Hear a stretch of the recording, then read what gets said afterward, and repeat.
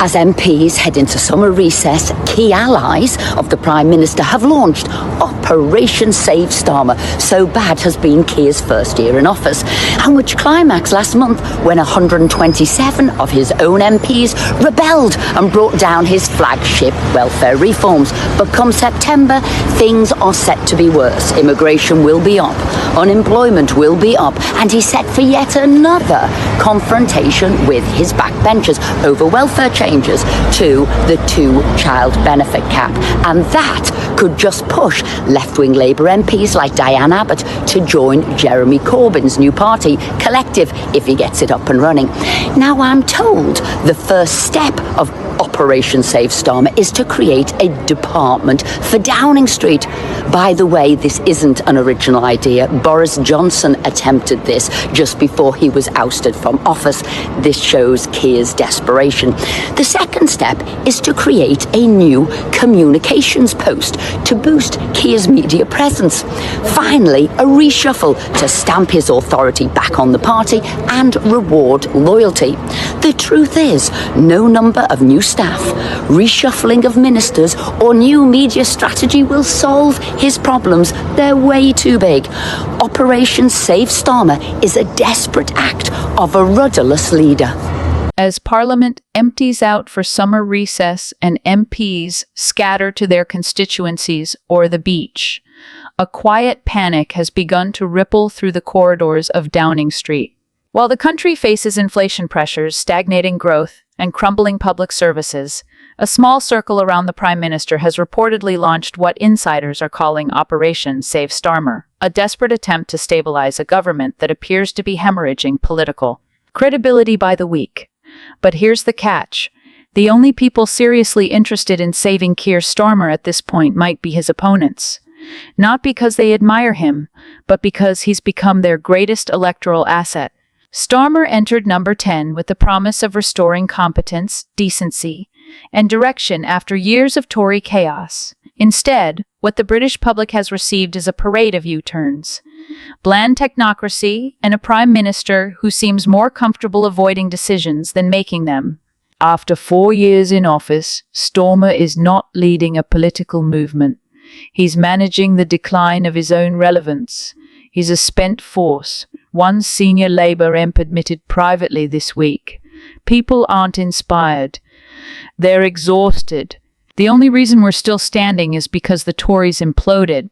But the minute they get their act together, or even just a better communicator, we're toast.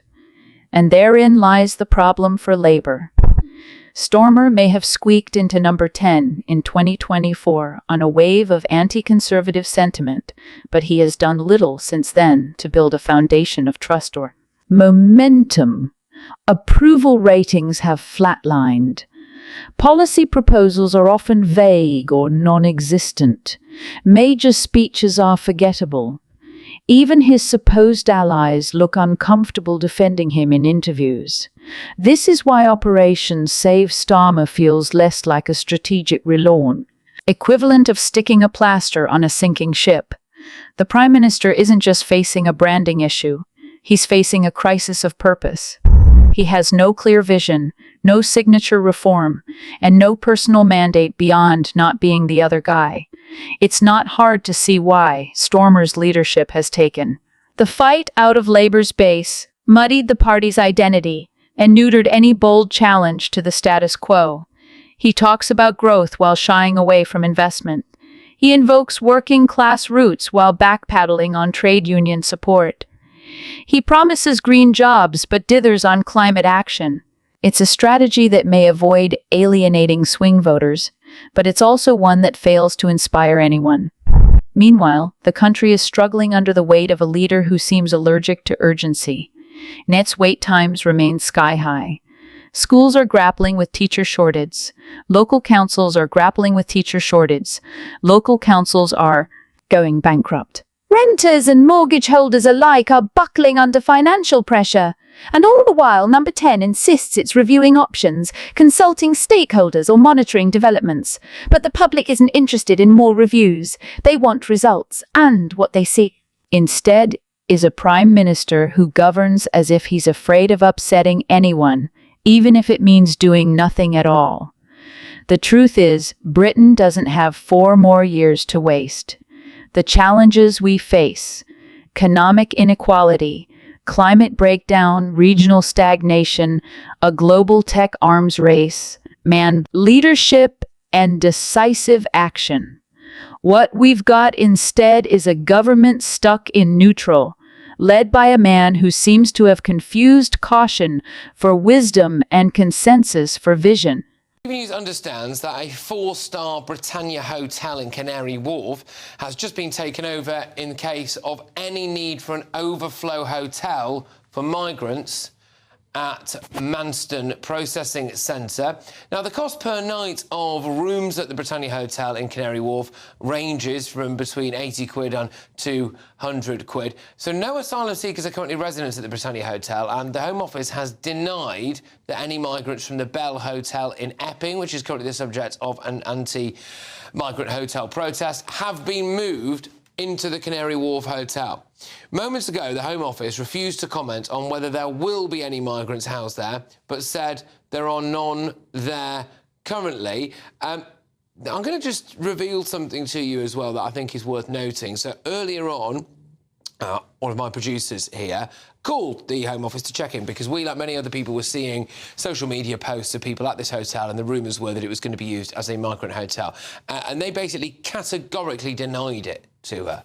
And then now it turns out that they are going to use it as an overflow facility for a migrant processing centre, which makes you wonder, why can't they just be honest with you about anything? G News host Patrick Christys has dismissed rumors claiming migrants were secretly relocated from Epping to Canary Wharf, calling the claims baseless and unsupported by local authorities or residents.